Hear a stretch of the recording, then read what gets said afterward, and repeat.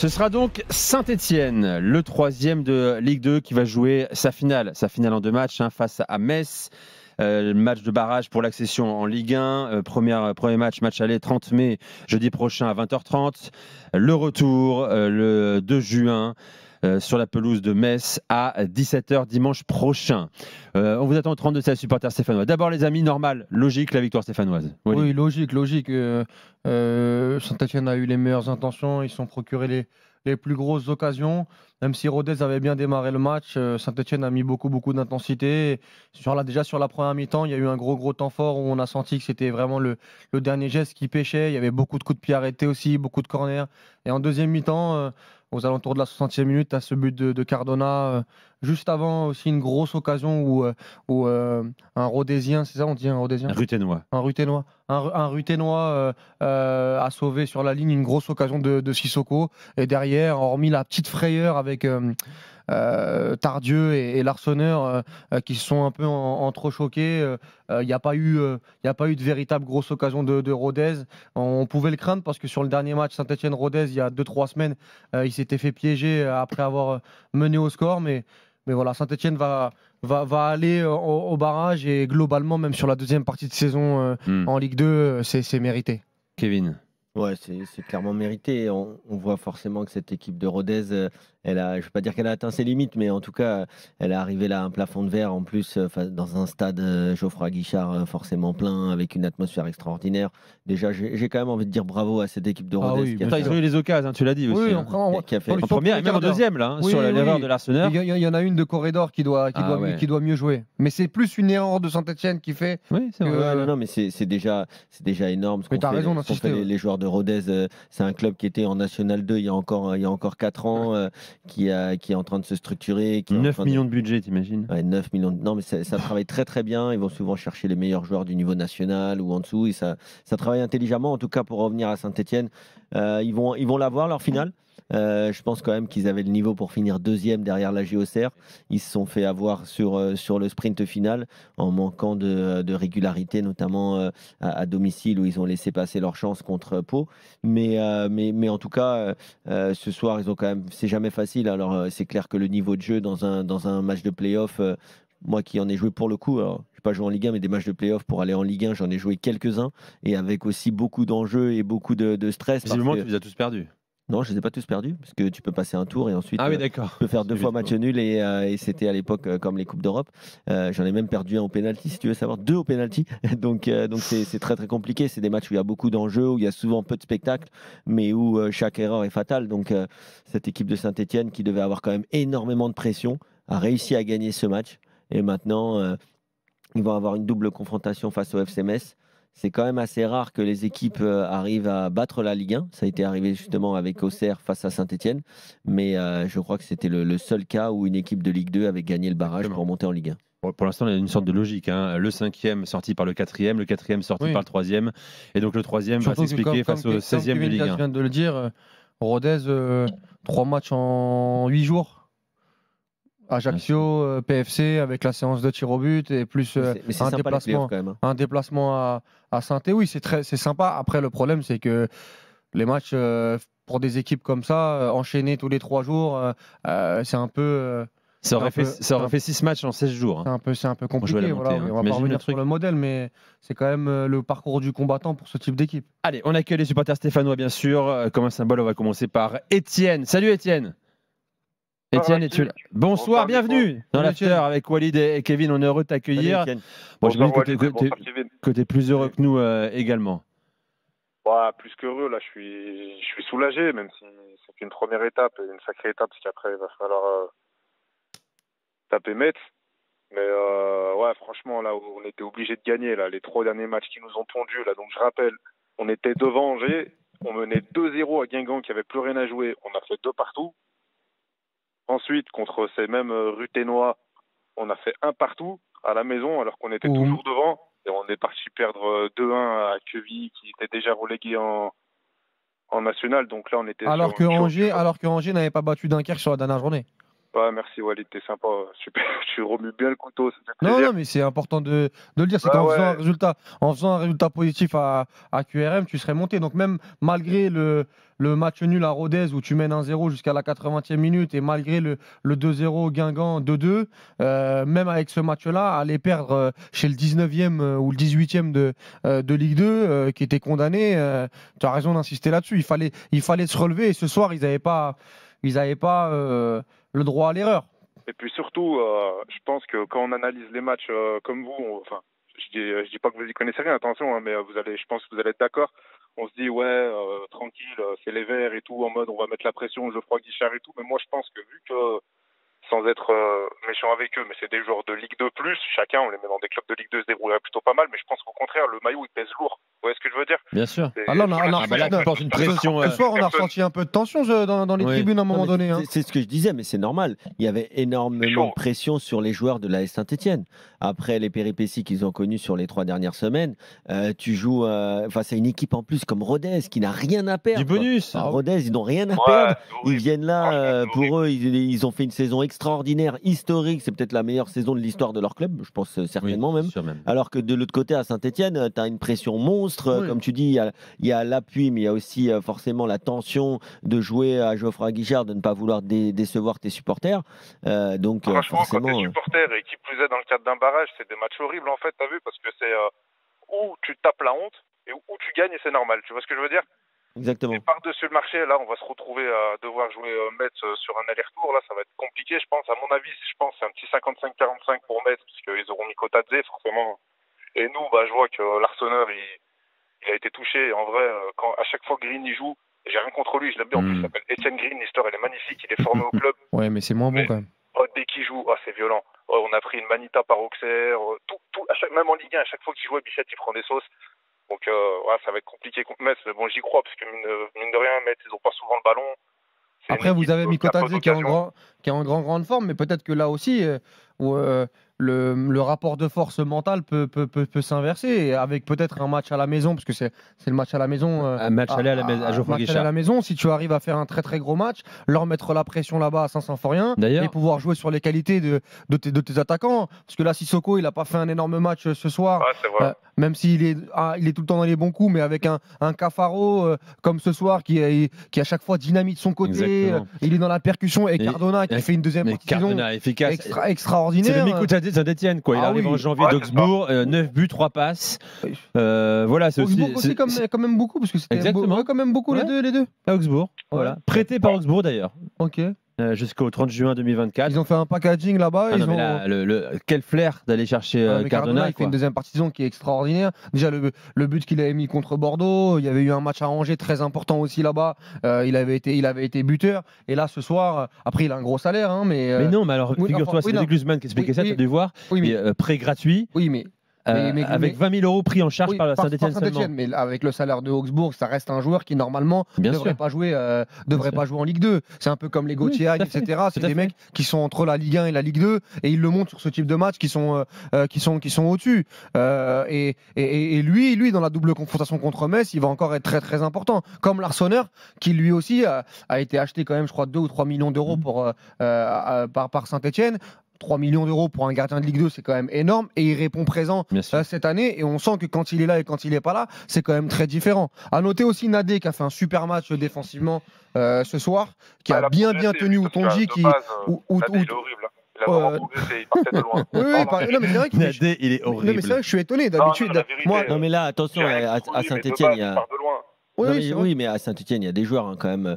Mathieu Cafaro, c'est un très très beau joueur de foot. Il a une blessure, mais sinon, franchement, je l'ai vu débuter à Reims, extraordinaire. Un gars qui est formé à Toulouse, qui a toujours eu beaucoup de qualité. Même un joueur comme Nathanaël Mboukou. Tu connais lui? Il est formé dans un grand club, très grand club, bien sûr. Lequel? Les Lusitanos de Saint-Maur, bien sûr. Mais aujourd'hui.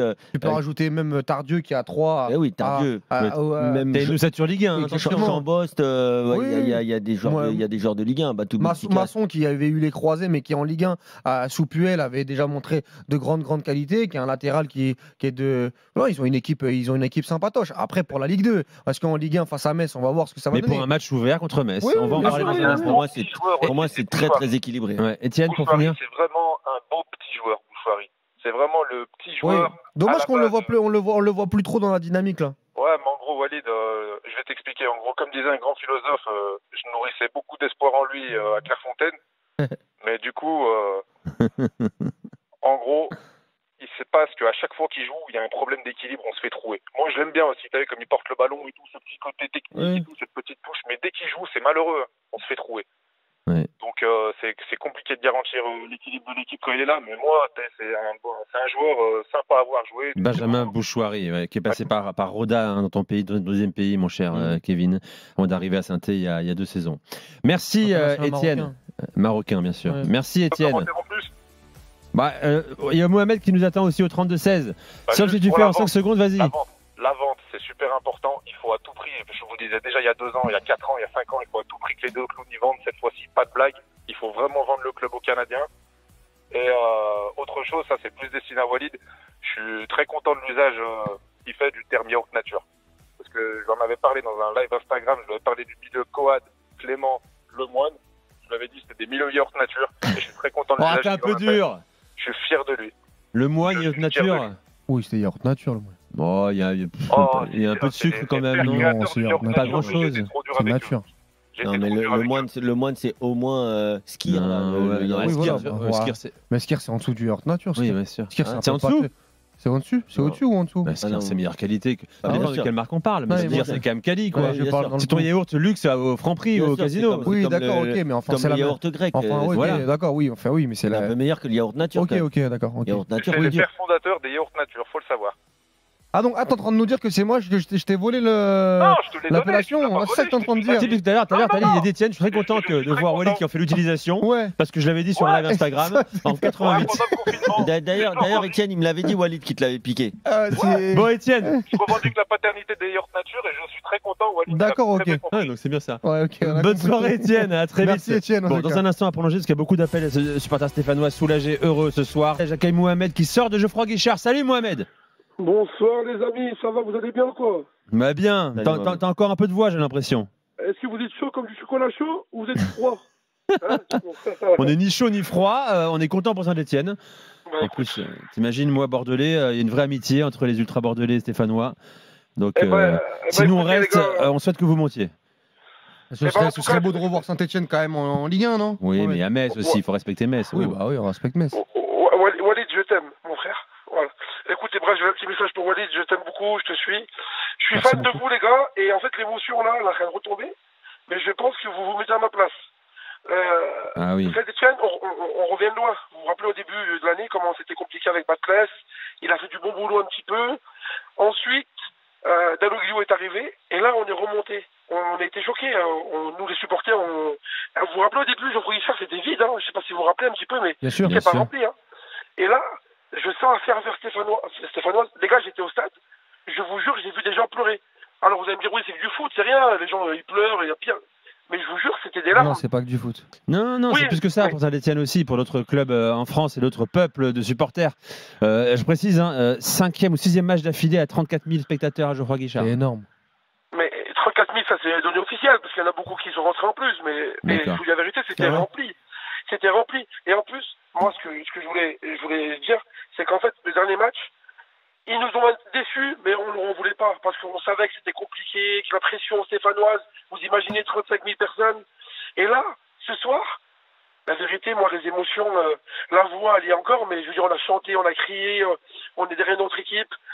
Contre Metz, moi, le supporter stéphanois avant moi, il avait un peu peur. Moi, je suis à 70-30 pour les Verts, parce que Metz, à part Miko Tadze et Sabali, il n'y a personne qui me fait peur. Et même vous savez très bien que c'est vrai. Hein. Metz, cette année, après, bon, c'est la Ligue 1, c'est autre chose, mais je veux dire, les gars, Metz, à part Miko Tadze, là, la vérité, moi, là, maintenant... Ah, mais à part Mikotadze, en fait, Mikotadze, c'est un but, une passe par match. Donc, en fait, à un moment Oui, donné. mais il n'y a pas que lui non plus. voilà, Effectivement, et puis- c'est le joueur qui sort du lot, mais et Van puis- den et puis, Kerkhoff, voilà, il y a des il y a- joueurs. Il y a Quoi, Van der Kerkhoff qui peut faire sur des transitions, qui Après, peut. Metz, ça ressemble quand même plus à une équipe de Ligue 2 qu'une équipe de Ligue 1. Oui, d'accord, mais Donc, attention, sur les derniers matchs, ils étaient compétitifs. Et ils menaient 2-1 contre Rennes avant de sombrer D'accord. avec une grosse erreur d'arbitrage. La même chose pour le match contre Strasbourg. Ils mènent 1-0. Il y a un poteau de Mikotadze à la 80e minute et à la 89e, 89e, ils prennent égalisation. Après, contre Strasbourg, ils mènent à 0, mais ils dominent pas non plus. Oui, d'accord, mais dans leur style, encore une fois, là, c'est quoi? On va pas leur demander un football champagne à Metz, c'est de se maintenir en Ligue 1. Et ça,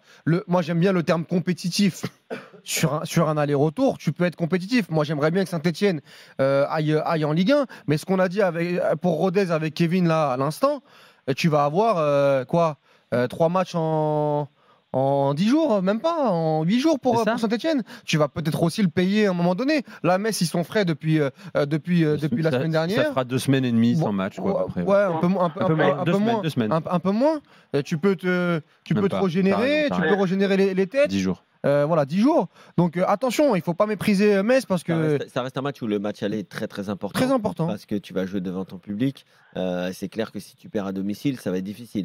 Par contre, si tu arrives à faire un bon match devant ton public et arriver à prendre un petit peu d'avance, ensuite Metz, c'est pas une équipe qui aime vraiment faire le jeu. Tu peux quand même arriver à les contrer. Oui, mais les contrer au retour. Ouais, parce qu'à l'aller, ils peuvent te faire très très mal. Ils vont t'attendre. Et derrière, ça va à 10 000. Mikotadze, c'est avec tout le respect que j'ai pour Otonji et Corridor qui font une super saison en Ligue 2. C'est un mec qui doit aller aujourd'hui à Monaco ou dans d'autres clubs. Donc, justement, Walid, moi ce que je voulais dire, c'est qu'il y a 2 joueurs à Saint-Etienne qui sont sous-cotés de ouf. Je sais pas ce que vous en pensez, les gars, mais la vérité.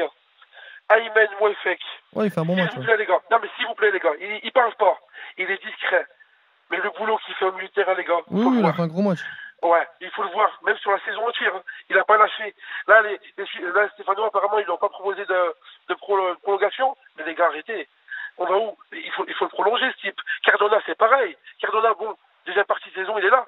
Ça va dépendre de Ligue 1 ou pas. Tu sais très bien comment ça se passe. Oui, bien sûr, Walid, mais tu te rappelles Brest Cardona Prime, à l'époque, il était fort. Là, je vois Cardona. Non, mais là, après, ce sera une question de moyens. Bah oui. T'as un mec là qui a un salaire de Bundesliga. Ah oui, il prend 100 000. Mais apparemment, Gazidis, il va reprendre. J'espère de tout mon cœur. Je fais des rêves tous les soirs. Comme on dit chez nous, je fais des doigts. Comme on dit chez nous, je prie Dieu tous les soirs pour qu'il vende le club. Moi, mon rêve, les gars, aujourd'hui, vous me dites, ouais, c'est quoi ton rêve? Moi, mon rêve, c'est que l'ASS soit vendu. C'est tout ce que je veux, les gars. C'est très bien parti, Mohamed. D'ailleurs, je ne sais pas si tu as écouté l'after d'hier. Joyce Randall, grand supporter de la Saint-Etienne, était avec nous. Il a expliqué que c'était quand même très très bien parti avec notamment l'investisseur Gazidis, ancien dirigeant du Milan, patron à Arsenal aussi. Mais poussez, les gars, parce que vous êtes entendus dans le monde entier. Vous êtes entendus dans le monde entier, s'il vous plaît. Vous êtes entendus dans le monde entier. Oui, Mohamed, mais merci, c'est vrai qu'on est entendu partout dans le monde. T'as raison. Mais nous, on peut pas faire grand-chose à part relayer les informations que nous avons, mon cher Mohamed. Mais visiblement, ça va se faire. Bon, il faut toujours rester prudent. Je vais mettre un tweet, Mohamed, là, ça va se faire, t'inquiète pas. Je vais faire une nouvelle story Insta. Là, je mets une story, je vais pousser. Walid, il va mettre des lunettes avec des verres verts. Exactement, ça va tout changer. T'as pas vu? Moi, j'ai mis la chemise verte. On est en vert partout, là. Moi, je suis en chemise verte. Toi aussi, Kevin, on est là avec toi, Mohamed. On est en vert. Les gars, écoutez-moi. Si on passe le barrage, bon, je sais que vous viendrez jamais à Saint-Etienne parce que bon, Saint-Etienne parle football, on sait très bien qu'il y a. Mais si, moi je suis plein de fois dans des gros. Écoutez-moi bien, s'il vous plaît, je vous en supplie, écoutez-moi bien. Vas-y. Si on passe le barrage, moi, je suis fils de boulanger. J'ai une boulangerie à Saint-Etienne dans un quartier arabe que tout le monde connaît, c'est Beaubras-Tarentaise, c'est le quartier le plus connu de Saint-Etienne. Si vous gagnez, si on passe, si un jour vous venez à Saint-Etienne, venez, s'il vous plaît, me voir. Avec plaisir, Mohamed. Les gars, je vous jure que je vous rends les plus heureux. Même avec les moyens que j'ai pas beaucoup de moyens, mais avec plaisir. Et je vous aime beaucoup, je vous écoute de tout mon cœur. Merci, c'est gentil, Mohamed. Mais Mohamed, tu sais ce que tu feras? Tu sais ce qu'on dit? Si tu montes là en Ligue 1, tu viens nous voir à Paris, tu viens voir le studio et voir Walid et tout ça. C'est beau ça. Mais c'est mon rêve, je pleure là. Dis-moi pas ça, je vais avoir les larmes aux yeux. Non, mais sincèrement, tu sais quoi? Laisse bien ton numéro au standard au 32-16. Viens ramener une boîte de chouquettes. Adrien. Écoutez les gars, je vous ramène ce que vous voulez. Mais par contre, on veut pain au chocolat, chouquettes. Mets un pain suisse. Un petit Paris-Brest. Il y a du monde. Mets un macaron framboise pistache et viens. Il y a du monde qui attend derrière, les gars. Du monde qui attend derrière. Je vais pas prendre la parole. Non, mais c'est un plaisir de t'accueillir. Merci Mohamed, merci beaucoup.